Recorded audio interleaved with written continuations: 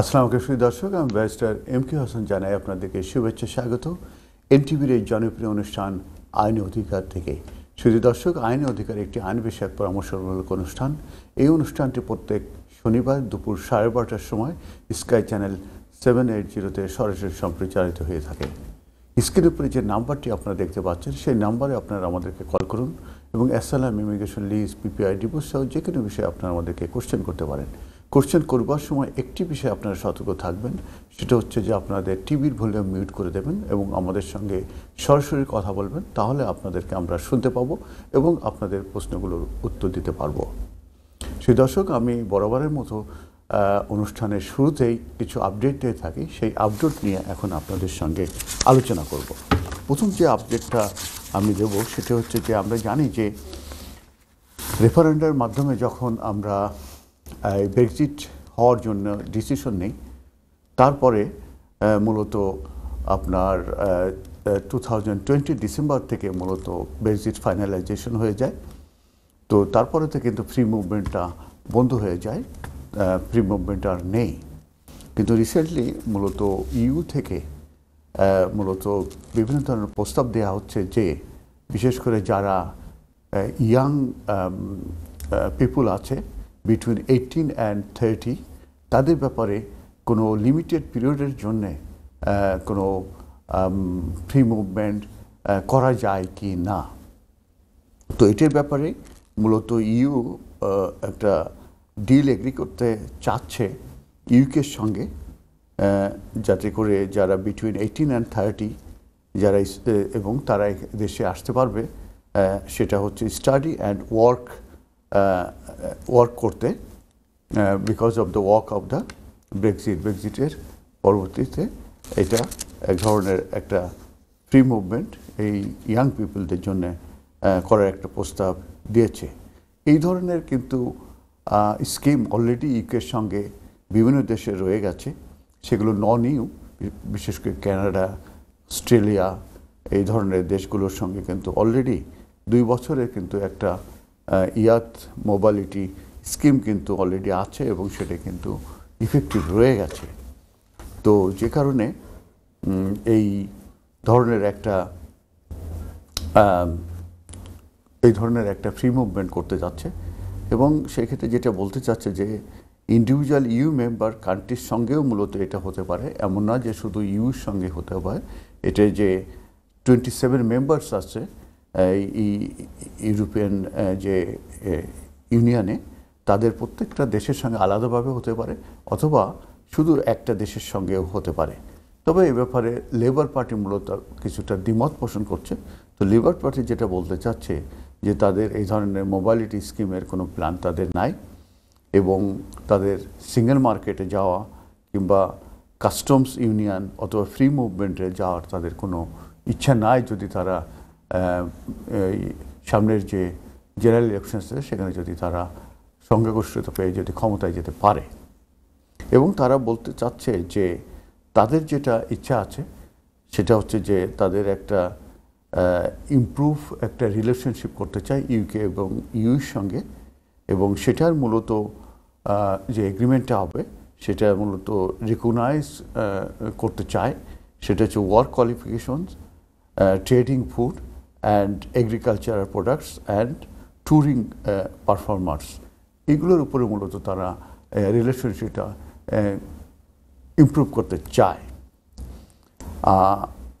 আর এই ক্ষেত্রে যেটা হচ্ছে যে এই ধরনের ডিসিশনের ব্যাপারে কিন্তু প্রস্তাব চলছে, এখনও কিন্তু কোনো ডেট কিন্তু এখনও ফিক্স হয় নাই। তো আমি যেটা বলেছি অলরেডি নিউজিল্যান্ড, কানাডা, অস্ট্রেলিয়া এদের সঙ্গে 2 ইয়ার্সের কিন্তু এই ধরনের মানে তারা এসে দেশে কাজ করতে পারবে এই ধরনের স্কিম, মোবাইলিটি স্কিম কিন্তু অলরেডি আছে। তো যে কারণে ইউরোপিয়ান কমিশন মূলত ইউ এবং ইউকে ডিল এর ব্যাপারে বলতে চাচ্ছে এবং তারা বলতে চাচ্ছে এটা নট অনলি 2 ইয়ার্স, এটা 4 ইয়ার্স যাতে লাস্টিং করে এবং সেই ক্ষেত্রে কোনো রেস্ট্রিকশন থাকবে না, বিশেষ করে spend working, studying, training or volunteering, এইগুলোর সময় কোনো রকম রেস্ট্রিকশন থাকবে না। এবং তারা ইউ অলসো এই ব্যাপারে প্রস্তাব দিচ্ছে যে আমরা জানি যে এনএসএস এর যে একটা চার্জ আছে সেটা এই মুহূর্তে কল আছে। হ্যালো, আসসালামু আলাইকুম। হ্যালো হ্যালো, আসসালামু আলাইকুম। কলার শুনতে পান আমাকে? কলারটাকে হারিয়ে ফেলেছে। আমি কন্টিনিউ করি আমার আপডেট। তো সেক্ষেত্রে তারা যে এনএসএস যে চার্জ আছে এই মুহূর্তে স্টুডেন্ট এবং মাইনরদের ক্ষেত্রে সেটা হচ্ছে 776 পাউন্ড এবং অ্যাডাল্টদের ক্ষেত্রে মূলত 1035 pound per year for the worker.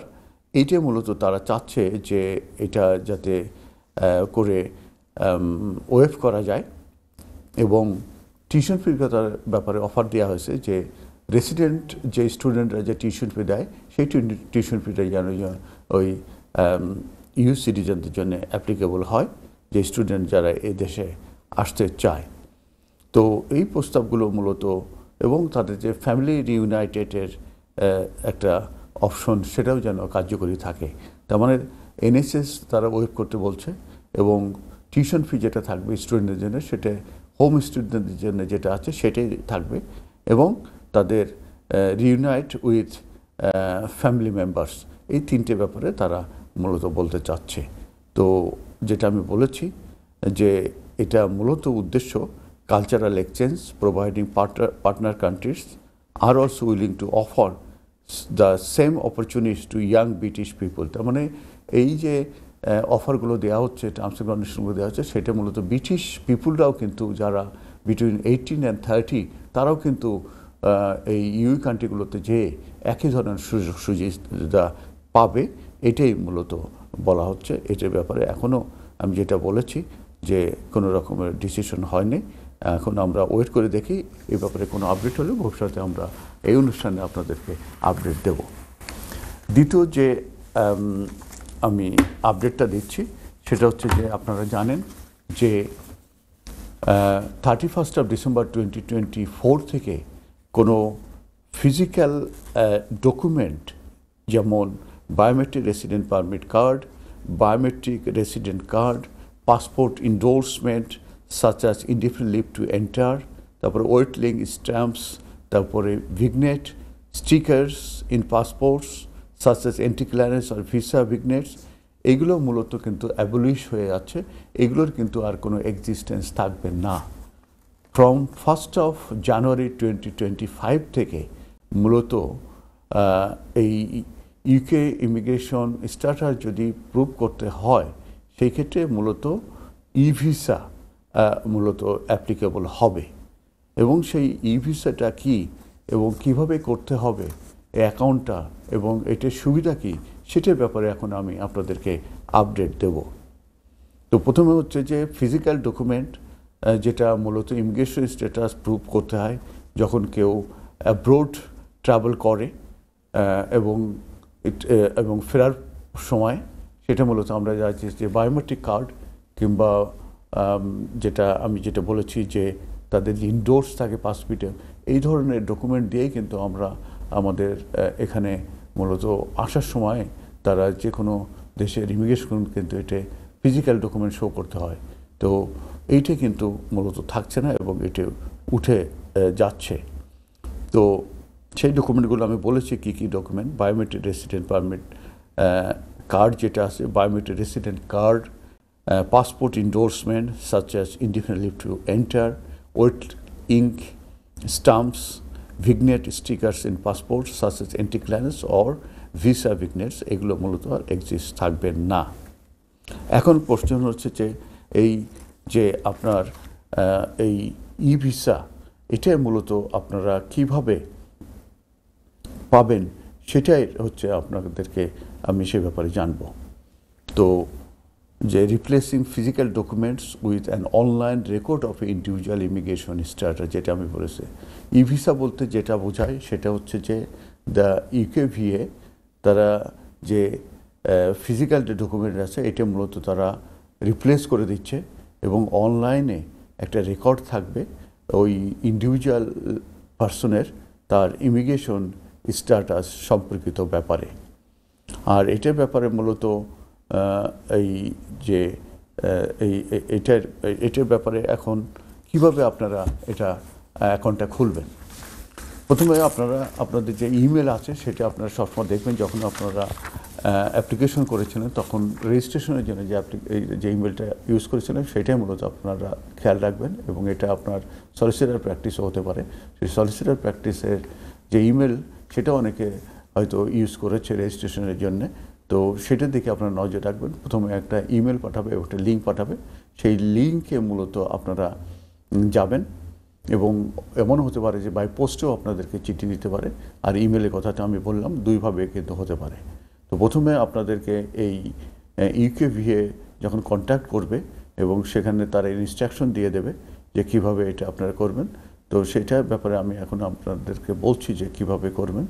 প্রথমে হচ্ছে যে আপনার যে বায়োমেট্রিক কার্ড এটি কিন্তু আপনার থাকতে হবে, এটা একটা ভেরি ভেরি ইম্পর্টেন্ট। প্রথমে আপনার যে বায়োমেট্রিক কার্ড আপনাকে থাকতে হবে, এবং সেটা মূলত যখন আপনারা ওই যে ইউকেভিএতে যাবেন, ইউকেভিএতে যাওয়ার পরে মূলত আপনারা ওই যে অ্যাকাউন্ট ওখানে আপনারা ক্রিয়েট করবেন, সেখানে আপনাদের পাসপোর্ট নাম্বার দিতে হবে, সেখানে আপনার ডিটেলস দিতে হবে, আপনার অ্যাড্রেস দিতে হবে, পাসপোর্ট নাম্বার সহ সমস্ত কিছু দেওয়ার পরে এটা আপনারা অ্যাকাউন্টটা খুলতে পারবেন। এবং এই অ্যাকাউন্টটা কিন্তু ফ্রি অফ কস্ট, এবং এটা যে আহামরি কঠিন তাও না। আপনারা যদি নিজে না পারেন, আপনার ফ্রেন্ড বন্ধু কিংবা আপনার ছেলেমেয়েরা আপনাকে হেল্প করতে পারে, তা নাহলে আপনার যে কোনো লয়ারের কাছে যেও আপনারা কিন্তু এই হেল্পটা নিতে পারেন। তো এইভাবে কিন্তু আপনাকে একটা অ্যাকাউন্ট খুলতে হবে। এবং আপনার যাদের এই ইনডোর্স পাসপোর্টে ইনডোর্সমেন্ট আছে কিংবা ভিগনেট স্টিকার আছে, তাদের জন্য যেটা করতে হবে, আপনারা অ্যাজ সুন অ্যাজ পসিবল মূলত একটা অ্যাপ্লিকেশন করতে হবে এই বায়োমেট্রিক কার্ডের জন্য। তো সেই ক্ষেত্রে আপনাদেরকে নো টাইম লিমিট যে অ্যাপ্লিকেশনটা আছে সেই অ্যাপ্লিকেশনটা করবেন, করে আপনারা মূলত কিংবা সেটেলমেন্টের যেটা থাকে সেটার জন্য আপনার অ্যাপ্লিকেশন, এবং যে অ্যাপ্লিকেশনটা যদি সাকসেসফুল হয় তখনই কিন্তু আপনারা বায়োমেট্রিক রেসিডেন্ট পারমিট যে কার্ডটা আছে সেটাই ইস্যু হবে। তখন সেটা পাওয়ার পরেই কিন্তু আপনারা এই ই ভিসা অ্যাকাউন্টটা কিন্তু আপনারা ওপেন করতে পারবেন। অতএব এক্ষেত্রে একটা ভেরি ভেরি ইম্পর্টেন্ট যে আপনার বায়োমেট্রিক রেসিডেন্ট পারমিট কার্ড যদি না থাকে তাহলে কিন্তু আপনারা ই ভিসা কিন্তু ওপেন করতে অ্যাকাউন্টটা কিন্তু খুলতে পারবেন না। অতএব অ্যাজ সুন অ্যাজ পসিবল আপনারা এই কাজটি করে ফেলুন।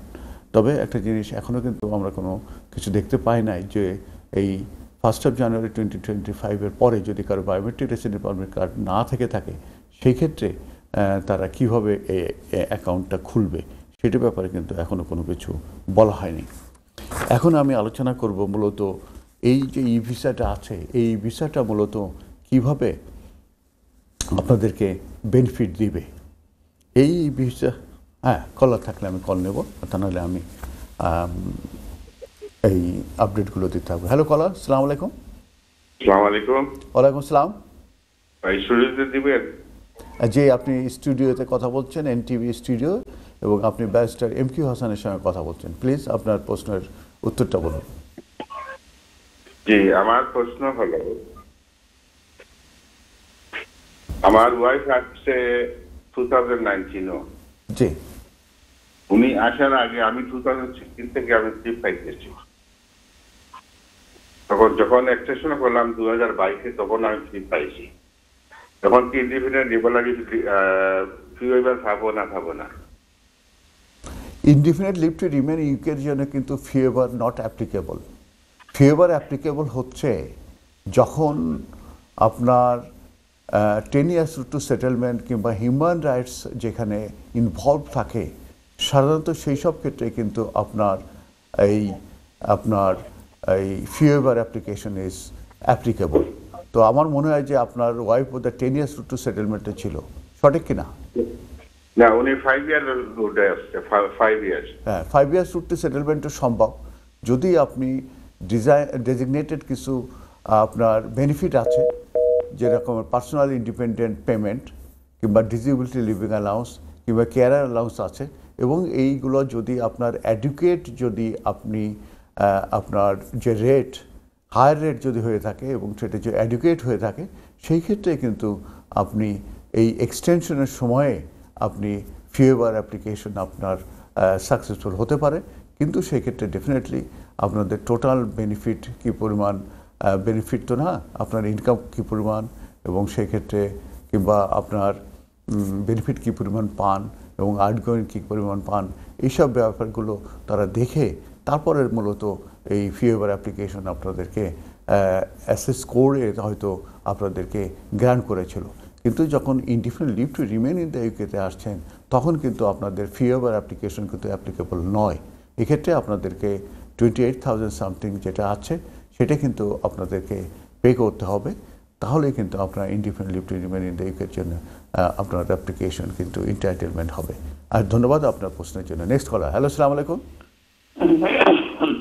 হ্যালো হ্যালো হ্যালো, জি, কে বলছেন, কোথা থেকে? আপনার কোশ্চেনটা করুন প্লিজ। হ্যালো জি, আমি শুনতে পাচ্ছি আপনার। আসসালামু আলাইকুম। ওয়ালাইকুম আসসালাম, আমি শুনতে পাচ্ছি, আপনার কোশ্চেনটা করুন প্লিজ। হ্যালো জি, আসসালামু আলাইকুম। আমি শুনতে পাচ্ছি, আপনি কোশ্চেনটা করুন। আপনি টিভির ভলিউমটা মিউট করে দিয়ে আমাদের সঙ্গে কথা বলুন, তাহলে আমাদেরকে শুনতে পাবেন। আমি বলতেছি, আমি আপনার 2022 ডিসেম্বরে আসছিলাম দেশে ভিজিট ভিসায়। জি, বলে যান, বলে যান। আচ্ছা,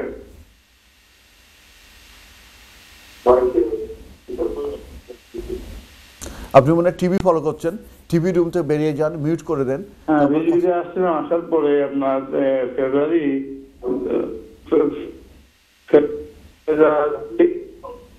না, টিভি ফলো করতেছি না, আমি টিভি বন্ধ করে ফেলতেছি। আচ্ছা, আমি বন্ধ করে ফেলতেছি টিভি। আমি 2023 আপনার ফেব্রুয়ারি মাসে এসালাম করছিলাম। আমি আমার ওয়াইফ দুইজন ভিজিটে বাংলাদেশ থেকে আসছিলাম। জি, আমি শুনতে এসালাম পাচ্ছি। করার পরে এই প্রথম করে ইন্টারভিউ নিয়ে নেওয়ার পর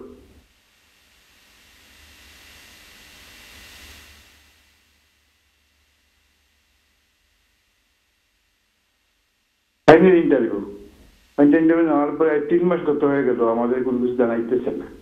আমার বুঝতে পারলাম না। ফাইনাল ইন্টারভিউ হয়ে গেছে, আপনার এখনো কোনো ডিসিশন দেয়নি। এতে একটু আপনার কাছে বুঝতে চাইতেছি। জি, আপনি যদি আপনি টেলিফোনটা রেখে দিতে পারেন, দিয়ে আপনি এবার আপনি শুনতে পাচ্ছেন আমাকে? শুনতে পান? যাক, আমি প্রশ্নের উত্তরটা দিয়ে দিই।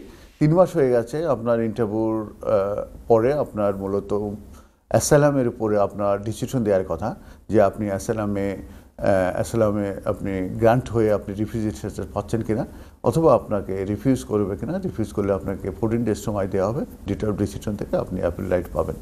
তো দুটোর একটার ভিতরে যে কোনো ডিসিশন হবে। তো আপনি এখনও ডিসিশন পান, এতে অরিড হওয়ার কিছু নাই, কারণ অনেক সময় কেস ওয়ার্কাররা হয়তো বা ব্যস্ত থাকে, ব্যাকলগও থাকতে পারে, অথবা তারা কোনো ভেরিফিকেশন করতে পারে, অথবা অন্য কোনো কারণে তারা হয়তো ডিলে করছে আপনার ডিসিশন দিতে। এতে অরিড হওয়ার কিছু না, আপনি অপেক্ষা করুন, ধৈর্য ধরুন, একটা সময় যেয়ে আপনি আপনার ডিসিশন পাবেন, এবং ডিসিশন পাওয়ার পরে যে আউটকাম আসে সেটার উপরে আপনি অ্যাকশনে যাবেন। ধন্যবাদ আপনার কলের জন্য। তো আমি ই ভিসার বেনিফিট সম্পর্কে বলছি, যদি কল আসে আমি সঙ্গে সঙ্গে কল নেব। আর কলারদেরকে একটা বিষয় আমি অনুরোধ করব, আপনারা প্লিজ প্লিজ প্লিজ আপনারা টিভির ভলিউমটা মিউট করে দেবেন, টিভি রুম থেকে আপনি বেরিয়ে যাবেন, বেরিয়ে যেয়ে আপনারা ফোনে আমাদের সঙ্গে সরাসরি কথা বলবেন, আমরা শুনতে পাবো ক্লিয়ারলি এবং আপনাদের প্রশ্নগুলোর উত্তর দেব। ধন্যবাদ। কলার আছে। হ্যালো, আসসালামু আলাইকুম।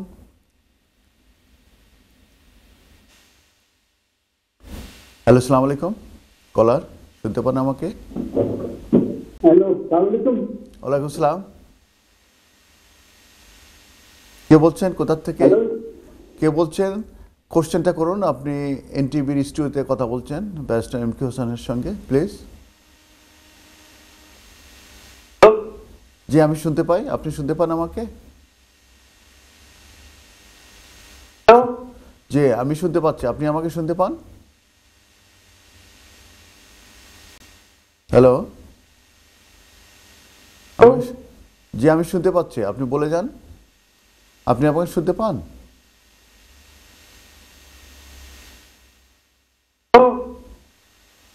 আমার মনে হয় ওনার নেটওয়ার্ক প্রবলেম আছে, আপনি একটু পরে ফোন দেন।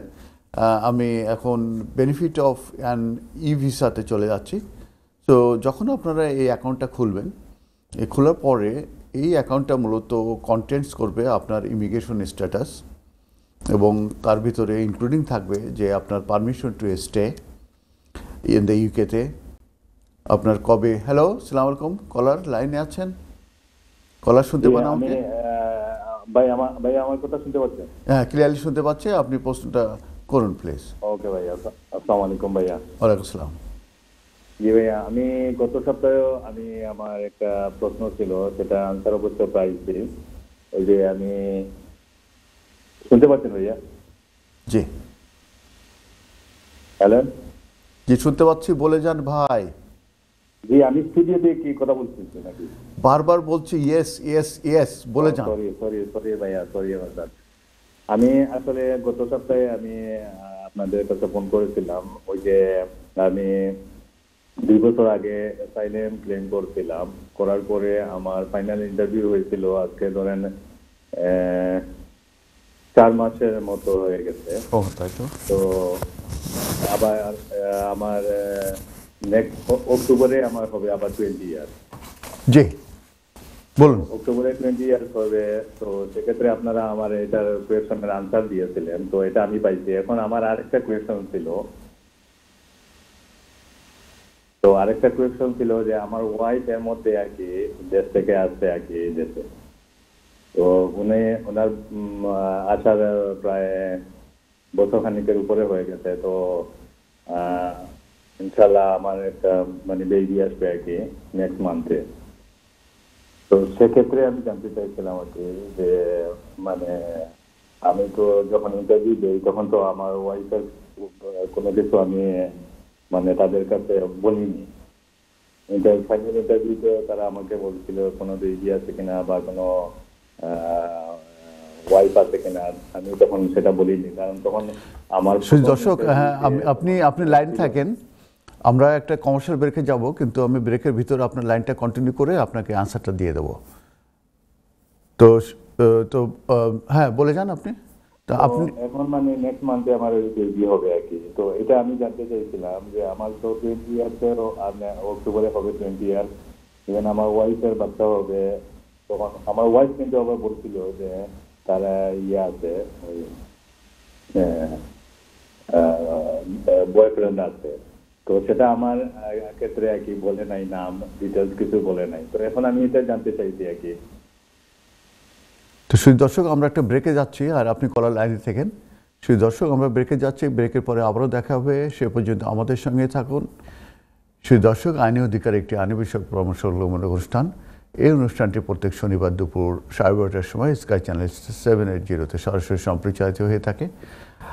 প্রথম পর্বে আমি কল নিয়েছিলাম। তো একটি বিষয়ে আপনাদেরকে আমি আরেকটু সতর্ক করতে চাই, সেটা হচ্ছে যে আপনারা মনে হয় টিভির ভলিউমটা মিউট করছেন না করে আপনারা আমাদের সঙ্গে কথা বলছেন। তো যে কারণে আপনারা টিভির ভলিউমটি মিউট করবেন এবং আমার সঙ্গে কথা বলবেন, তাহলে আমি শুনতে পাবো এবং আপনাদের প্রশ্নগুলো উত্তর দেওয়ার চেষ্টা করব। এবার আমি কল নেব, যদি কলার থাকে তাহলে আমি আপডেট কন্টিনিউ করব। আর আপডেট কন্টিনিউর ভিতরে যে কল আসলে আমি আপডেট বন্ধ করে আপনাদের কল নেব। সবসময় আপনাদের কল আমাদের কাছে কিন্তু প্রায়োরিটি, এবং আপনাদের পার্টিসিপেশন, আপনাদের কল, আপনাদের মন্তব্য, এগুলো কিন্তু আমাদের এই অনুষ্ঠানকে মূলত উৎসাহিত করে। এবং আমরা মূলত এখানে আসি এই প্রত্যেক শনিবারে, এবং আমি সহ অন্যান্য আমার কলিগ যারা তারা আসে। তো মূলত আমরা কমিউনিটির জন্যে এই লিগ্যাল অনুষ্ঠানটি করে থাকি, যাতে করে আপনারা সরাসরি আমাদের কাছ থেকে আপনাদের যে কোনো সমস্যা ফোন দিয়ে আপনারা অ্যাডভাইস নিতে পারেন। তবে একটা জিনিস আপনারা খেয়াল রাখবেন, আমরা কিন্তু ফোনের মাধ্যমে খুব লিমিটেড ইনফরমেশনের উপর বেসিস করে আমরা এই অ্যাডভাইসগুলো দিয়ে থাকি। আপনারা এরপরে আপনারা যে কোনো লয়ারের সঙ্গে কথা বলবেন 1-to-1, আপনাদের সমস্ত ডকুমেন্টগুলো নিয়ে যাবেন, আপনাদের সমস্ত কথা তাদেরকে বলবেন, বলে তারপরে আপনারা একটা প্রপার অ্যাডভাইস নিয়ে কিন্তু আপনারা অ্যাকশনে যাবেন। এখন আমি ই ভিসা যেটা বলেছি, মূলত আমাদের যে বায়োমেট্রিক রেসিডেন্ট পারমিট কার্ড কিংবা আপনার যে ইন্ডোর্সমেন্ট অন দ্য পাসপোর্ট কিংবা ভিগনের যে স্টিকার আছে, এগুলো মূলত আর থাকছে না। 1st of January 2025 থেকে মূলত ই ভিসা তে চলে যাচ্ছে। হ্যাঁ, কলার আছে। হ্যালো কলার, হ্যালো, আসসালামু আলাইকুম। ওয়ালাইকুম আসসালাম। জি আপা। আমি জিজ্ঞেস করছিলাম, আমার বড় মেয়ে বাংলাদেশে থাকে, ওর জন্ম যদিও ইটালিতে, কিন্তু তার ইটালিয়ান কোনো পাসপোর্ট বা ডকুমেন্ট নাই, সে ইটালিতে আছে। তো আমি এখন ইংল্যান্ডে থাকি, আমি ইটালিয়ান পাসপোর্টধারী। আমার এখানে 10 বছর সেটেলমেন্ট স্কিমের সবকিছু, মানে আমার এখানকার থাকার কোনো প্রবলেম নাই। তো আমি যদি আমার মেয়েকে ট্যুরিস্ট ভিসায় আনতে চাই বেড়ানোর জন্য, মেয়ে নাতি, তো ভিসা পাওয়া, মানে ট্যুরিস্ট ভিসার পাওয়ার সম্ভাবনা আছে কিনা?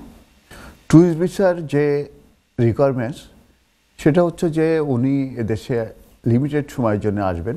উনি আপনার সঙ্গে দেখা করতে কিংবা রাজার বাড়ি দেখতে আসবে, কিংবা মাদাম তুসো দেখবে, ফেমাস প্লেস দেখবেন, এবং উনি বাংলাদেশে ফিরে যাবেন, উনি কিংবা ওনার পরিবার। এবং সেই ক্ষেত্রে ওনাকে যে টেস্টটা পাস করতে হবে সেটা হচ্ছে intention to return to country of origin. তো এই intention to return to country of origin, এই টেস্টটা পাস করতে গেলে ওনাকে মূলত যে উনি দেশে ফেরত যাবেন, ওনার যে অনওয়ার্ড যে জার্নির যে টিকিট, সেই টিকিট ওনার যে মানি সেটা অ্যাভেলেবেল আছে, এবং উনি যে ফিনান্সিয়াল ইকোনমিক টাইস সেটা ওনার বাংলাদেশে স্ট্রং আছে, ওনার যে সোশ্যাল যে টাইস সেটা ওনার স্ট্রং আছে, এবং ওনার যে ইনকাম আছে একটা। মূলত এটা এক ধরনের যে ওয়েল এস্টাবলিশড কিংবা একটু রিচ পিপুলদের জন্যেই মূলত এটা প্রযোজ্য। তো সেই ক্ষেত্রে যে যদি ওনার সেই যে রিকোয়ারমেন্টসগুলো আমি বলছি, এবং উনি দেশে আসার পরে কোনো কাজ করবেন না, কোনো অ্যাপ্লিকেশন করবেন না, এবং উনি এদেশ থেকে আবার যদি 6 সপ্তাহের জন্য আসছেন, সব 6 সপ্তাহের ভিতরে চলে যাবেন, এই রিকোয়ারমেন্টসগুলো যদি উনি ফুলফিল করতে পারেন, তাহলে কিন্তু ওনাকে ভিসা দেয়া হবে। এবং আরেকটা জিনিস খেয়াল রাখবেন যে উনি কি করছেন বাংলাদেশে, উনির সোর্স অফ ইনকাম কি, ওনার কমিটমেন্ট কি আছে যে কেন উনি বাংলাদেশে ফিরে যাবেন। এই সিচুয়েশন যদি উনি স্টাবলিশ করতে পারেন, তাহলে কিন্তু ওনার ভিসাটা হবে। কিন্তু এমন না যে আপনি এখান থেকে টাকা পাঠাচ্ছেন এবং ওই টাকায় উনি চলছেন, কিংবা উনি বেকার আছেন, কিংবা উনি কোনো টাইস নাই, ইকোনমিক কোনো সেভিংস নাই, ওনার কোনো অ্যাসেট নাই, তাহলে কিন্তু ওনাকে ভিসা দেবে না। কারণ মনে করবে যে উনি যাচ্ছেন, যে উনি ওদেশে ইকোনমিক কারণে যাচ্ছেন, এবং ওনার যেহেতু মা আছেন, অতএব উনি ওখানে থেকে যাবেন। তো আচ্ছা, তো আরেকটা কোশ্চেন করতে পারি? জি বলুন। যে সরি, প্লিজ বলুন। বলছি যে মেয়ে চাকরি করে, মেয়ে বিবাহিত, মেয়ের বাচ্চা আছে। তো ওনাদের মেয়ে যদি প্রথম ভিজিট ভিসার জন্য অ্যাপ্লাই করে, মেয়ের তো একা আসা সম্ভব না, নাতি আছে, নাতি সহ।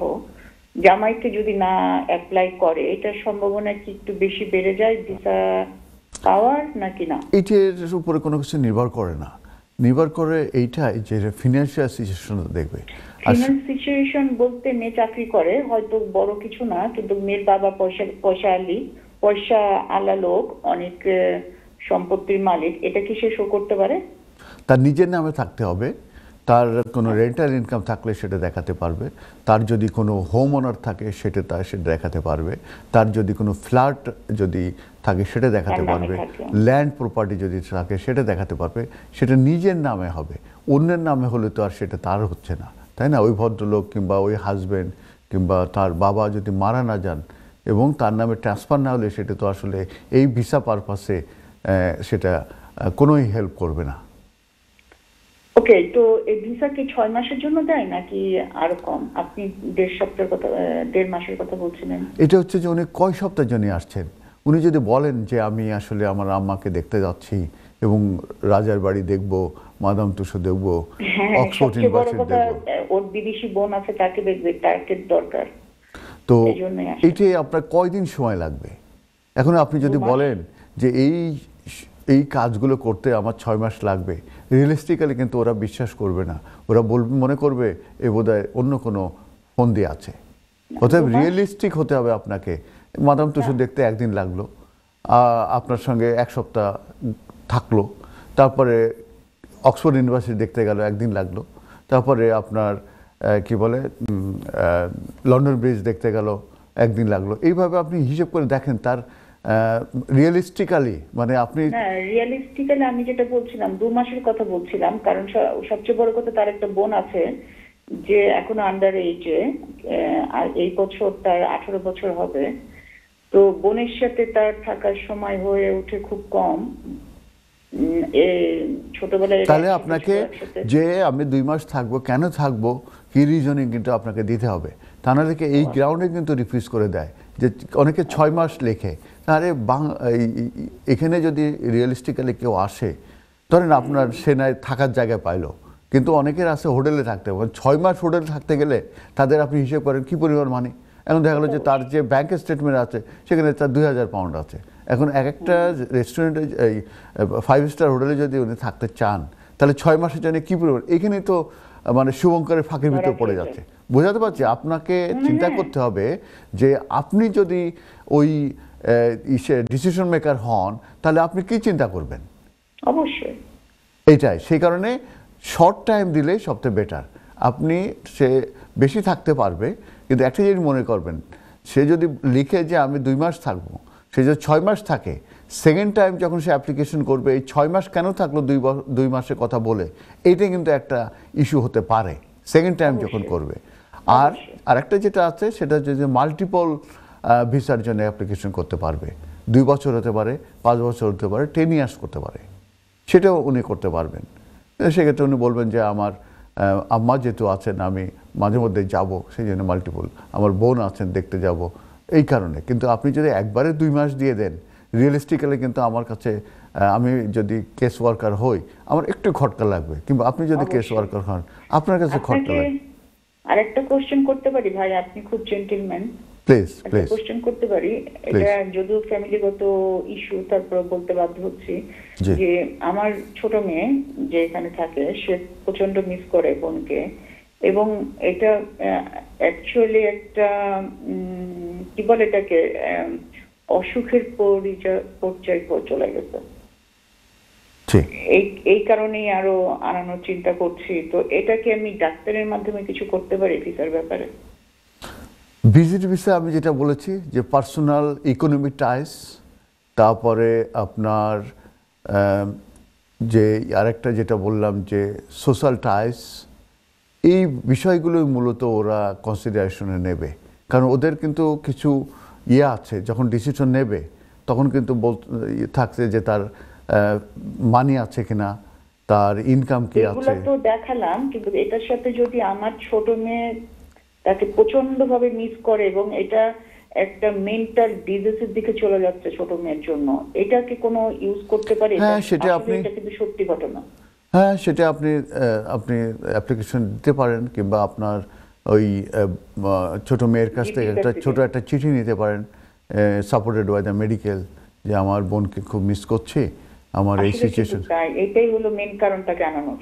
জি, কিন্তু ভিসা পারপাসে তার বাংলাদেশি ওই ব্যাকগ্রাউন্ড হবে। হ্যাঁ, ওগুলো ঠিক আছে, সেটাই। কিন্তু আমি অরিজিনাল যে কারণটা আপনি বলছিলেন যে আমি যখন লিখবো যে সে রানীর বাড়ি দেখতে যাবে, এটা দেখতে যাবে, সেটা দেখতে যাবে, এটার থেকে সবথেকে বেশি ইম্পর্টেন্ট সে তার বোনের সাথে থাকতে হবে, তাকে মেন্টালি, মানে কি বলে, রক্তের বন্ধন হয়তো সবাইকে এফেক্ট করে না, কিছু মানুষকে এফেক্ট করে।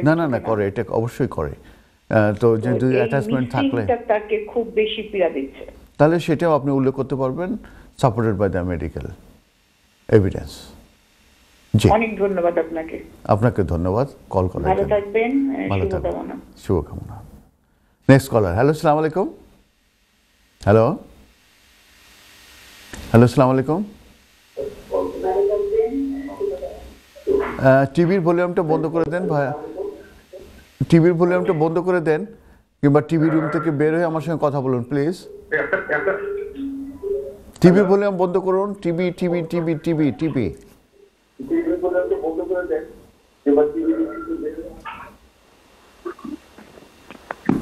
হ্যালো, টিভির ভলিউম বন্ধ করেছেন? জি জি জি জি। এই যে দেখছেন, আমি কিন্তু বারবার বলছি যে প্লিজ প্লিজ প্লিজ টিভির ভলিউম বন্ধ করে আমাদের সঙ্গে সরাসরি কথা বলুন, আমরা শুনতে পাবো আপনাদের উত্তর। আচ্ছা, ওকে ওকে ওকে। প্লিজ আচ্ছা, আমি একটা জিনিস জানতে চাই। হ্যালো, আমি শুনতে পাচ্ছি, আপনি বলে যান। আচ্ছা, আমার এখন বাংলাদেশটা কি, যেমন একটা বিদেশি ছেলে যদি বাংলাদেশে গিয়া বিয়া করে তখন কত কত হাজার পাউন্ড মানে ইনকাম দেখাইতে হয়, ওটা তো আমাকে একটু দেখাইবে। 11th of এপ্রিল থেকে মিনিমাম ফিনান্সিয়াল রিকোয়ারমেন্টস যে রুলসটা আছে, এটা মূলত 29,000 ফিনান্সিয়াল রিকোয়ারমেন্টস ইয়ারলি ইনকাম দেখাতে হবে, অ্যান্ড মিনিমাম 6 মান্থের ইনকাম থাকতে হবে, এবং এটা বেড়ে যাবে এন্ড অফ দিস ইয়ার, সেটা 35,500 হয়ে যাবে, এবং নেক্সট ইয়ারে এটা 38,700 হয়ে যাবে। তো 2024 মানে 20 কত বললেন? 29 2000 এখন যেটা আছে 29,000 কত দিনের জন্য এটা? ইয়ারলি ইনকাম থাকতে হবে, মিনিমাম 6 মান্থের ইনকাম দেখাতে হবে, minimum 6 statement, bank statement, pay slip, letter from employer, এই 3টে ডকুমেন্ট যদি আপনি অ্যাপ্লিকেশনের সঙ্গে সাবমিট করেন তাহলে ফিনান্সিয়াল মিনিমাম যে রিকোয়ারমেন্টস আছে এটা স্যাটিসফাই করবে। আর অন্যান্য রিকোয়ারমেন্টস তো আছেই।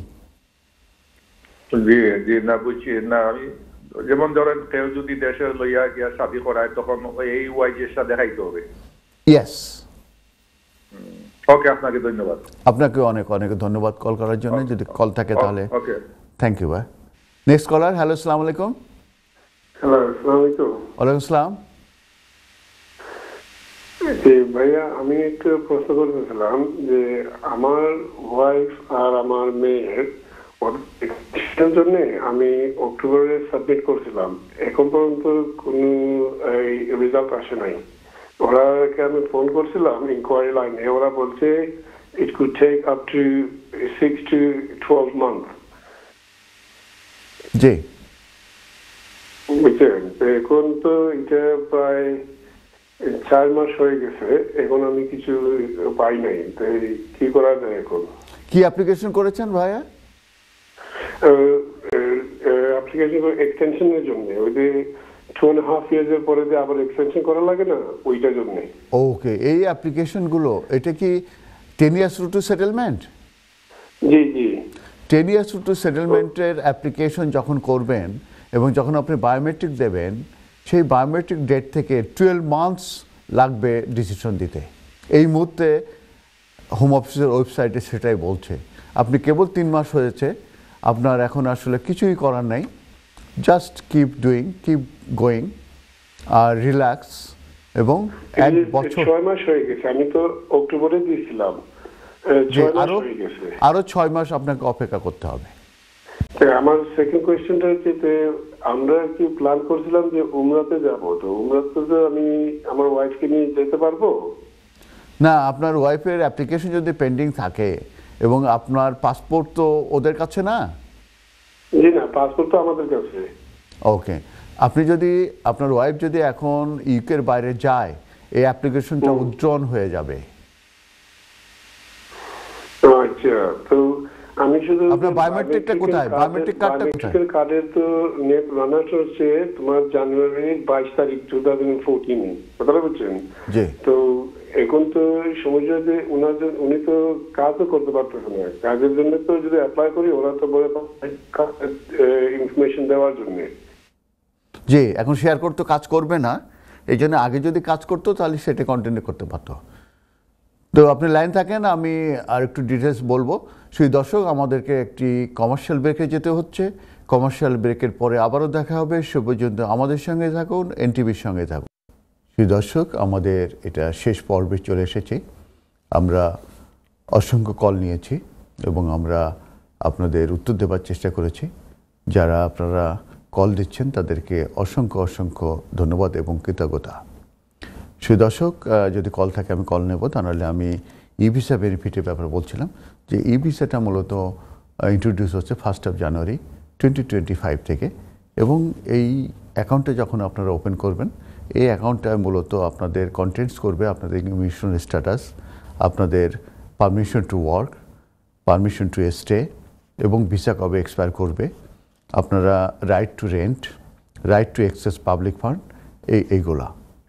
এবং এখানে ডাইরেক্টলি যে অ্যাকাউন্টটা থাকবে সেটাই মূলত অ্যাকাউন্টের মাধ্যমে যে এমপ্লয়ার কিংবা ল্যান্ডলর্ড থাকবে তারা যে শেয়ার কোড ক্রিয়েট করতে পারবে, এবং সেটার মাধ্যমে তারা দেখতে পারবে যে আপনার কী কী এন্টাইটেলমেন্ট আছে, বিশেষ করে রেন্ট, এবং আপনার কাজ করতে গেলে এমপ্লয়ার এই চেকগুলো করবে।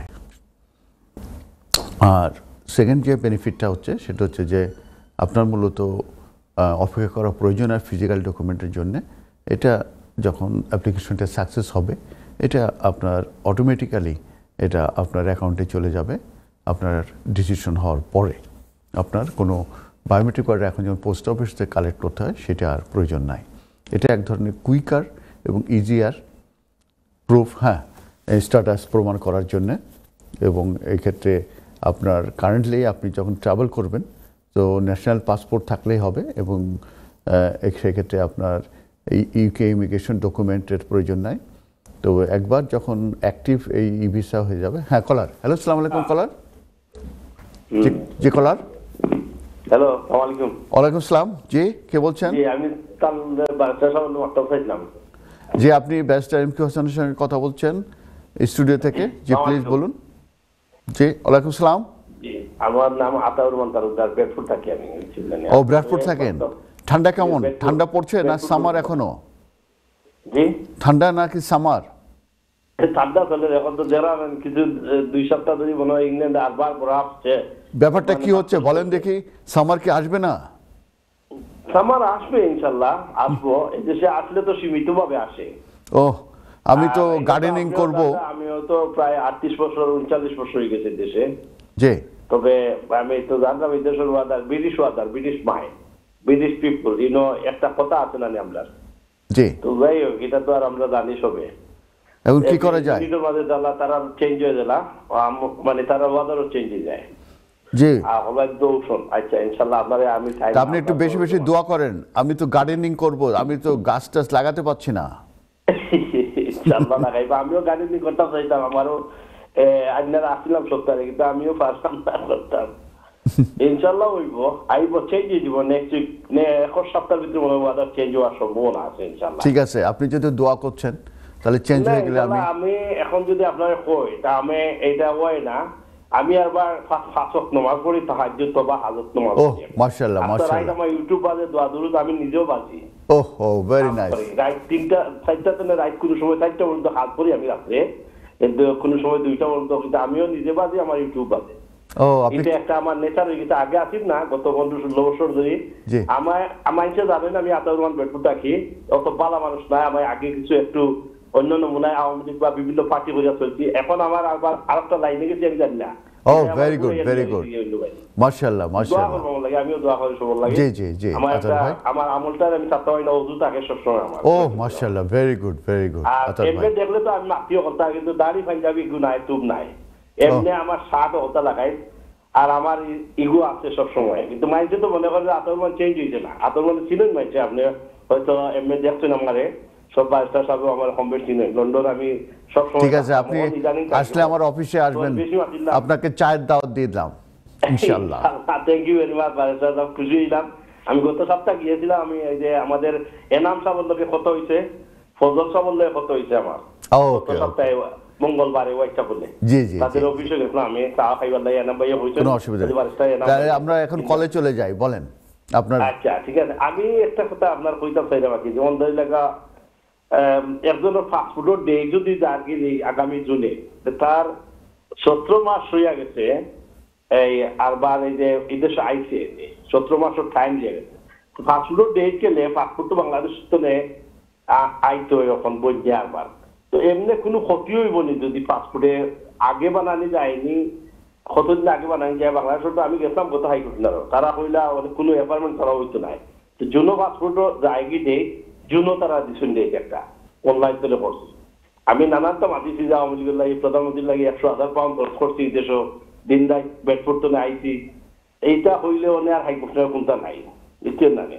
আমার মনে হয় যে পাসপোর্ট যেহেতু এক্সপায়ার করবে, আমার মনে হয় পাসপোর্ট একটা করে ফেলেন, কারণ ট্রাভেল করতে গেলে একটা ভ্যালিড পাসপোর্ট লাগবে এবং বায়োমেট্রিক কার্ড লাগবে। তবে পরবর্তীতে চলে যাবে মনে হয় ডেট। হ্যাঁ, আপনার 1 জানুয়ারি 2025 থেকে ই ভিসা অ্যাপ্লিকেবল হবে, তখন আপনাকে ভ্যালিড পাসপোর্ট লাগবে কিন্তু বায়োমেট্রিক কার্ড আর লাগবে না, এবং আপনাকে একটা অনলাইনে অ্যাকাউন্ট খুলতে হবে। তখন ওই অ্যাকাউন্টের সঙ্গে আপনার পাসপোর্টটা লিঙ্ক থাকবে। যখন আপনি আসা যাওয়া করবেন, পাসপোর্টটা ভ্যালিড পাসপোর্ট থাকলেই তখন ওই পাসপোর্টের মাধ্যমে আপনার স্টে পারমিশন, আপনার পারমিশন টু ওয়ার্ক, আপনার কন্ডিশন, এক্সপায়ারি ডেট সমস্ত কিছু থাকবে। অতএব আপনার একটা ভ্যালিড পাসপোর্ট দরকার, এবং যখনই আপনি পাসপোর্ট চেঞ্জ করবেন আগের বছর থেকে, তখনই কিন্তু ওই পাসপোর্ট ডিটেলস আপনার ওই ই ভিসা যেটা অ্যাকাউন্ট থাকবে ইউকেভির সঙ্গে, সেই অ্যাকাউন্টে আপনাকে দিয়ে দিতে হবে। অতএব আমার অ্যাডভাইস হবে যে আপনি পাসপোর্ট করে ফেলেন। জি ইনশাল্লাহ আমি ডেট একটা করছি। এখন তো বাংলাদেশ হাইকোর্টারে আগে আসেন না, যথা সজ্জা যাও পাসপোর্ট হইতো, এখন বাংলাদেশ হাইকোর্টারে পাসপোর্ট এই সমস্ত করে না তারা, এটা ডেট একটা দিচ্ছেন তারা। জি জি, তো আমি বলছি ইমার্জেন্সি কোনো ধরনের কোনো সহায়তা নাই, এটাও নাই বাংলাদেশ হাইকোর্ট। ঠিক আছে আতর ভাই, খুব ভালো লাগলো, আপনি একজন ফরেস্টগার মানুষ, টাইম পালা আসেন, চেষ্টা করছেন, কিন্তু হাইকোর্টারের যে মানুষগুলা তো 2 সপ্তাহ ধরে ফোন করি আমি করাইতে হয় না, আমি বললাম এটা পালা। জি, তো আতর ভাই খুব ভালো লাগলো, আপনি একজন ফরেস্টগার মানুষ, ভেরি পায়াস। আপনি দোয়া করবেন আমার জন্যে এবং আমাদের এনটিভির জন্যে, এবং আমাদের প্রডিউসার মশিউর রহমান যে রিসেন্টলি বিয়ে শাদী করে নিয়ে আসছে, সবার জন্য দোয়া করবেন ইনশাআল্লাহ। আপনি ভালো থাকবেন, সুস্থ থাকবেন, আপনার কলের জন্য আপনাকে অসংখ্য অসংখ্য ধন্যবাদ। নেক্সট কলার আমি চলে যাব। ওয়ালাইকুম আসসালাম রহমতুল্লাহ বরকাতুহু। নেক্সট কলার।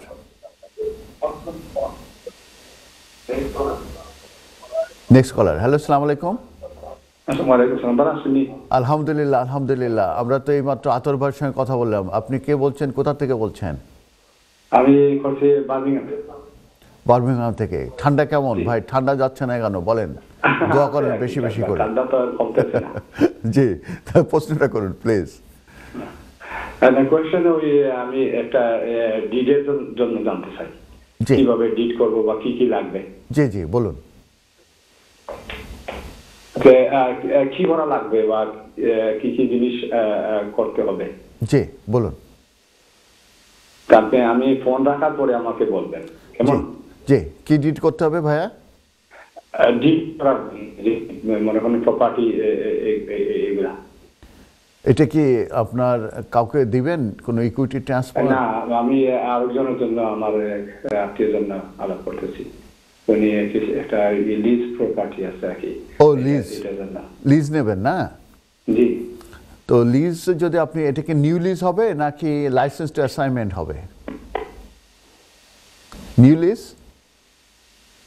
তো নিউ লিজের ব্যাপারে আলোচনা করে, নিউ লিজ নিতে গেলে মূলত আপনার যে ল্যান্ডলর্ড আছে তার সঙ্গে আপনার একটা ওরাল একটা কমিউনিকেশন হতে হবে, এবং আপনার ল্যান্ডলর্ডে একটা সলিসিটার থাকতে হবে, এবং আপনারও একজন সলিসিটার থাকতে হবে। তখন আপনি ল্যান্ডলর্ডের সলিসিটারকে, আপনার সলিসিটার লিখবে যে আমার ক্লায়েন্ট নিউ লিজ নিতে চায়, তখন তাদের রিকোয়ারমেন্টসটা কী। তখন হয়তো ল্যান্ডলর্ড সলিসিটার লিখবে যে তাদের রেফারেন্সেস লাগবে, সেই ক্ষেত্রে হয়তো অ্যাকাউন্টেন্টের reference, trade reference, bank reference, এই ধরনের রেফারেন্স দিতে হবে। তখন যদি তারা হ্যাপি হয়, তখন তারা লিজ দিতে চাইবে।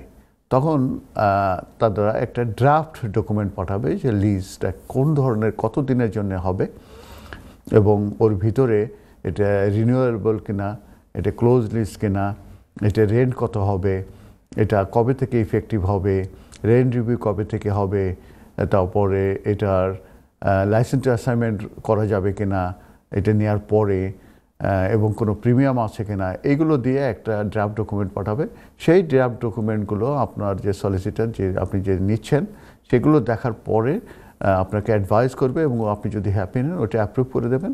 তখন মূলত তারা ফাইনাল এনগ্রস কপি পাঠাবে। এনগ্রস কপি পাঠানোর পরে যখন আপনার ফাইনালাইজ হবে, তখন ওরা একটা কমপ্লিশন স্টেট পাঠাবে, সেই মানিগুলো আপনার ক্লায়েন্ট অ্যাকাউন্টে দিয়ে দেবেন আপনার সলিসিটারের, এবং একটা ডেট ফিক্স হবে এবং আপনি এই ডকুমেন্টগুলো এক্সিকিউশন করবেন এবং পরবর্তীতে ওই কমপ্লিশন ডেটে মানিটা ট্রান্সফার করে কমপ্লিশন হয়ে যাবে। এরপরে এটা এপিওন অ্যাপ্লিকেশনের মাধ্যমে রেজিস্ট্রেশন করতে হবে। এটা মূলত ইলেকট্রনিক রেজিস্ট্রেশন অ্যাপ্লিকেশন, এবং এসডিএলটি জন্যও আরেকটা অ্যাপ্লিকেশন করতে হবে এবং পরবর্তীতে রেজিস্ট্রেশন হয়ে আপনার নামে চলে আসবে। এটা হচ্ছে নিউ লিজের ব্যাপার। আর লাইসেন্স অ্যাসাইনমেন্ট যেটা, সেটা হচ্ছে যে আপনার যে কোনো একটা লিজ আছে সেটাকে মূলত ট্রান্সফার করছে, যে কারেন্ট যে টেনেন্ট আছে সে ট্রান্সফার করে আপনাকে দিচ্ছে, এবং with the consent of the landlord. ত্রিপক্ষীয় মূলত এটা কাজ, এবং তিন পক্ষেরই সলিসিটার থাকবে এবং তিন পক্ষ মিলে কাজ করে ল্যান্ডলর্ডের কাছ থেকে কনসেন্ট আসলে, এবং ল্যান্ডলর্ড লাইসেন্স অ্যাসাইনমেন্টের ড্রাফট এবং রেন্ট ডিপোজিট থাকে সেটা ড্রাফট দিয়ে এটা করলে তারপরে একইভাবে আসলে কমপ্লিশন এবং সেক্ষেত্রে রেফারেন্সেস যেটা বললাম সেগুলো দিয়ে সব কিছু হয়ে গেলে তখন কমপ্লিশন ডেট পড়ে মানি ট্রান্সফার হয়ে গেলে যদি কোনো প্রিমিয়াম থাকে দিয়ে এটা মূলত, এবং রেন্ট ডিপোজিটের মানে এভাবে দিয়ে তখন কমপ্লিশন হয়ে যায় এবং রেজিস্ট্রেশন এবং এসডিএলটি হয়। এটাই হচ্ছে নিউ লিজ এবং লাইসেন্স অ্যাসাইনমেন্টের ব্যাপারে আমি ডিসকাস করলাম। ধন্যবাদ। Next caller. হ্যালো, আসসালামু আলাইকুম। জি আসসালাম ওয়ালাইকুম আসসালাম। ভাইয়া, আমি তো মেরিতা কাবল মারতাম তাই এমন লাগলো। জি, আপনি স্টুডিওতে কথা বলছেন ব্যারিস্টার এম কে হাসানের সঙ্গে, প্লিজ বলুন। জি জি, আপনার প্রশ্নটা করুন। আপনি আমার কথা বুঝলেন? জি, শুনতে পাচ্ছি ভাইয়া, শুনতে পাচ্ছি। জি, আমি একটা ব্যাপারে আপনার কাছে মানে আইনি একটা সহযোগিতা চাইবার লাগলাম করলাম। ধরো আজটা কি প্রায় 25-26 বছর আগে একজন ইরাসাই আমাইছে, বাট তাই দিয়েছে বিভিন্ন বা ইউনিসেন বাংলাদেশে বাস্তবিক কন্টিনিউ টাইম করা। এখন হলিডে করতে গিয়ে কিছু ট্রাবল হয়ে যায়, বিচারি সালা লাগে বা অনলাইন আমানি দেয়, ফেলা যায় না, অনেক সময় বদলেন লোক বাংলাদেশে ইংলিশ বিষয়ে কিছু ছিল না বা এটা ইয়ে নাই। এখন বয়স হয়ে গেছে, মনে করো 55-এর কাছাকাছি। এখন লাইসেন্সে ইকে হয়ে দিয়া বা এই ধরনের প্রশাসন আইনি জটিলতা বাড়াইয়া বা আইনি প্রয়োগ করিয়া আমার লাগে বেশি সমস্যা হয়ে যায়। এখন তাই কিটা করতে হবে বা এখন আপনার যদি আপনি বলতে চাচ্ছেন যে আপনার indifferent leave to remain in the UK আছে এবং আপনার কি কার্ড আছে? রিসেন্টলি টাইম বায়োমেট্রিক কার্ড করতেন, বাট তাই না হলিডে খুবই কম করেন, খুব কম করতেন করিয়া তার ফার্স্ট লাগছে না। ওকে, কারণ আপনি জানেন তো যে বায়োমেট্রিক কার্ডের কিন্তু এক্সিস্টেন্স আর থাকবে না, এই 31 ডিসেম্বর পর্যন্ত এটার এক্সিস্টেন্স থাকবে। হ্যাঁ, সম্ভবত আমি জানি। জি, থ্যাংক ইউ। তো আপনি এখন কি জানতে চাচ্ছেন? আমি প্রশ্নটা কি আমি সেটা বুঝতে পারি নাই। প্রশ্নটা হচ্ছে আমি আপনার যে টাইম ওদের সঙ্গে হামাইছেন, কারণ ইন্ডিপেন্ডেন্ট লিভ এভরিথিং টাইম করা সপ্তাহ আছে, বাট টাইম সিটিজেনশিপ নাই এখন পর্যন্ত, টাইম ব্রিটিশ সিটিজেনশিপ হয়েছে না বা ব্রিটিশ পাসপোর্ট নাই, দা ওয়ান ইজ ফ্যাক্টর। এখন টাইম চায়রা যে বিভিন্ন সময় যে হলিডে করুন, মনে কর কমরাজ যায়রা বা টার্কিশ যায়রা বা বিভিন্ন দেশ গেলে বিলেট পাসপোর্ট লাগে। এখন তার এই পাসপোর্টটা বাংলাদেশের পাসপোর্ট, এই বাংলাদেশের পাসপোর্ট হইলে এই পাসপোর্টের ভিসা টিসা নিতে হইলে অফিসিয়ালি অনলাইনে গেলে অনেক কিছু ঝামেলা পোয়াইতে হয়। ব্রিটিশ পাসপোর্ট হইলে অনেক ক্ষেত্রে অনেক সমস্যাটা যেটা মানে ফেস করা লাগে না, এটা তো আপনি বলেন জানটা। তো এখন চাইরা আর কি যে তাই যদি ব্রিটিশ পাসপোর্ট করেন এই বয়স 55 বয়স আইয়া তাই কিতা করতে হইব। এখন সমস্যা যেটা 55-65 যদি হয় তাহলে উনি এক্সেম্পটেড। 65 তো 55 হলে ওনার যদি মেডিকেল কোনো প্রবলেম থাকে এইটা ছাড়া উনি আসলে লাইফ ইন্ডিকেটর টেস্ট কিংবা যে আপনার নলেজ অফ ইংলিশ যেটা লেভেল B1 এটির কোনো এক্সেমশন নাই। এই দুটা আপনার ইংলিশ এই দুটা যে নলেজ অফ ইংলিশ যেটা আমি বললাম এটির সার্টিফিকেট ছাড়া উনি আসলে ন্যাচারালাইজেশনে যে ব্রিটিশ সিটিজেন অ্যাপ্লিকেশন সাকসেসফুল হবে না, আনলেস ওনার মেডিকেল যদি না থাকে, যে যদি একজন জিপি যদি লেখে যে উনি ইনক্যাপাবেল কিংবা মেন্টাল প্রবলেম আছে কিংবা লার্নিং ডিফিকাল্টি আছে যে কারণে উনি লাইফ ইন্ডিকেটর টেস্ট কিংবা এই নলেজ অফ ইংলিশের লেভেল B1 ওনার পক্ষে করা সম্ভব না, তাহলেই উনি এক্সাম্পটেড হবে। তাছাড়া উনি কখনোই এই ন্যাচারালাইজেশনের যে ব্রিটিশ সিটিজেন অ্যাপ্লিকেশন সাকসেসফুল হবে না, আনলেস উনি 65 and over or medically unfit. এই দুইটা গ্রাউন্ড ছাড়া আসলে হবে না, কিছু করার নাই। Good luck, thank you for your call. Next caller. Thank you. Thank you. Thank you. Next caller, যদি কলার থাকে। তো আমি যেটা বলছিলাম যে ই ভিসার বেনিফিট যেটা, সেটা হচ্ছে যে এখন মূলত আপনাদের 1 জানুয়ারি থেকে যে অরিজিনাল যে পাসপোর্টটা থাকবে, সেই অরিজিনাল পাসপোর্টটা মূলত লিঙ্ক হয়ে যাবে আপনাদের ই ভিসার সঙ্গে, অ্যাকাউন্টের সঙ্গে, যে কারণে ওইটা দিয়ে আপনারা ট্রাভেল করতে পারবেন। তবে হ্যাঁ, হ্যালো কলার, আসসালামু আলাইকুম। Hello. হ্যালো, আসসালামু আলাইকুম কলার। Hi. Yes. Sorry. The line's really bad. Hello. Yes, you're talking to Mr. Hassan and studio of NTV Europe. What is your question? I just wanted to ask. Basically, we need to renew a biometric pass. Yes. And we've been told several information. My mum's passport has expired. We're currently getting that renewed. In order to get her biometric pass, is it quite simple to get it, apply for it online? Because I know from 2025 they're going to go, all the applications are going to be done online, providing an e-visa. biometric pass. E-visa. That's correct. So Yes. her BRP runs out in June, which we're trying to apply for. But is it quite straightforward, or? Yeah, it is very straightforward. There is an online application. You have to complete the application form, and there is a fees. After submitting the application with the fees, then you have to book an appointment for the biometric.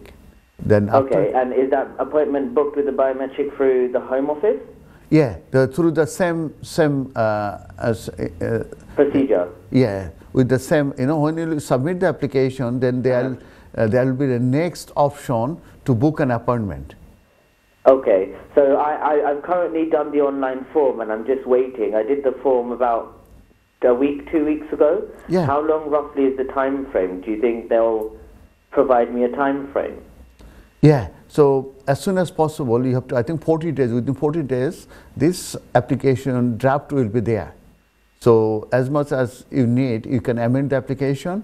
So you can submit the application anytime with the fees, and then there will be option to book an appointment straight away. Okay. After paying the fees, it will take you next step. Then Okay. it will show that the next step for booking an appointment. Then you have to click there. Then it will take to another level. Then you have to choose where you want to book. Then you have to put your mom's postcode, and then it will give you nearer center where your mom can go and give biometric. And then you have to click that one, and it will give the option, and then you have to pay £139 if you upload document, and if you don't upload, or if you want to upload by them, by the center, so 139 plus another £49, then you have to pay, and then you will get a date, and then it will give a scan appointment, and there is a barcode. So you have to print that barcode with the letter. Yeah. And also you have to take the checklist and original passport and biometric card. These 4 documents she has to take at the appointment. And Which one they will inform me of what I need to take, right? Yes, because I told you when you will be putting your mom's postcode, then you will see series of center like Newham, like Stratford, like Home Office Croydon, like Aldgate East. Yeah? Yeah. Then you have to choose which center you wish to go. Okay, but even if her passport's expired and it's going to be renewed, we can still that's show fine. the That's fine. passport that her expiry passport. For giving biometric, so passport expiry is not an issue. But Okay. but for traveling purpose, passport expiry You need a is an valid issue. passport, of course, including your biometric pass. Yes, yes. Yeah, no, that's fine. Traveling is not going to be much of an issue because of her mobility and stuff. Yes. But it's more having that biometric pass, because obviously where she claims, where she's claiming benefits as well due to her sickness, Yes. that could potentially stop because she would still require these documents if she needed to update anything. Yes. And at the So same if time, she's yeah. entitled to any public funds, if she has nothing to state that she has indefinite leave or she has the right to remain in the UK, there's a possibility that they'll stop her public funds. Yeah, and you know the form, NTL form. NTL? NTL, for indefinite leave to remain in the UK. No limit. Oh, no limit to leave or no Yeah. time, no leave, no time to, No time limit application form you have completed already. So it is very important, two things your mom has to do. One, get the new biometric card, because without biometric card, it seems I got the, their published guidance. Without biometric card, valid biometric, they will not be able to do e-visa account. Okay, so if where her BRP runs out in June, I just need to cover her from June till December. Yeah. But then in December, in January when they bring out the new e-visa, would I have to reapply or? No, nothing you have to do.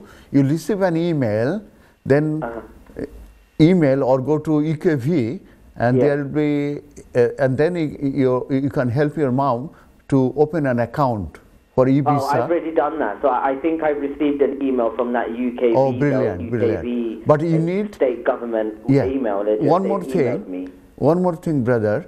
You know, you have given the passport. When you get the new passport, you need to update the new passport in with the current passport and the dated one. e-visa account. Yeah. Yeah, because when she will be traveling, that should be updated, because when they will scan the passport, they'll get everything, what terms and conditions of her visa, when it will be expiring, you know, what she is entitled, public fund, everything will be in the account of e-visa. Yeah, no, that's fine. Of course, they'll still have a current document of her. Yes. Whatever the information is that we've provided. Yes. I mean, they're the government, for crying out loud. They should have that information. But I understand that when it goes all electronic from next year, yes, it should be, okay, once the passport's scanned, how our new passports are. Once our passports are scanned, they'll have access to all of her information. And one more thing, brother, you know, to renew the passport with the Bangladesh High Commission, and you have to book an appointment and they'll be charged something. If it is electronic passport, then it will be easier to get another one. But if it is old passport, like, you know, endorsement, like, you know, oil ink, then it will take time. So you have to be a little bit cautious to make a plan to get these things. And do you know roughly if it is an old passport, like with? Oh, this is nightmare, brother. I'm not scaring you. No, as soon of as course I understand. But if it is an old passport with ink, then it is little bit difficult. It will take really longer time. I can't remember from my memory how long it will take, but it takes time. Okay, but could it take? When you say time, could it take anything to up to 6 months or longer? Yeah, it could be. It could be. Okay, no, that's fine. Traveling is not an issue as long as I can update her biometric pass, and then of course, when the application for the passport is being renewed, there's not really much we can do apart from just wait. Yeah, that's fine. As long as that's not going to cause any problems, then I can still go ahead and apply for her BRP. Yeah, that's fine. Yeah. Okay, that's fine, no problem. Thank you very much. How often do you provide information, or how often are you available? Oh, I do come once in a month on this show. Okay, and do you have an office? Where are you based? Do you take on new clients? Yeah, you can call after, you know, on air. I can give you the number. So you can call later on this number. So Mr. Mushir Rahman will give my office address. Yeah. Okay, so I call the studio after you're off air, and they can provide me your contact. Yeah, sure. And do you have an office based in London, or are you anywhere in the UK? Yeah, it is in East London, Whitechapel. Yes. Okay, and what is the name of the firm? MQ Hassan Solicitors. MQ Okay. Hassan Solicitors. Okay, perfect. Thank you so much, thank you. তো সুধী দর্শক, আমরা অনুষ্ঠানে একেবারে শেষে চলে এসেছি। আজকে অসংখ্য অসংখ্য কল ছিল এবং অনেক অনেক ধন্যবাদ আমাদের সিনিয়র প্রডিউসার মশিউর রহমানকে এবং এনটিভির ম্যানেজমেন্টকে, এবং ধন্যবাদ আমাদের কলার যারা আজকে আপনারা কষ্ট করে ফোন দিয়েছেন, এবং আমরা অ্যাপোলজি তাদের প্রতি যারা আসলে যাদের কল আমরা নিতে পারি নাই। আপনারা ভালো থাকবেন, সুস্থ থাকবেন এবং আমাদের জন্য দোয়া করবেন। আবারও দেখা হবে, সে পর্যন্ত এনটিভির সঙ্গে থাকুন, ব্যারিস্টার MQ হাসানের সঙ্গে থাকুন, আইনি অধিকারের সঙ্গেই থাকুন, প্রডিউসার মশিউর রহমানের সঙ্গে থাকুন।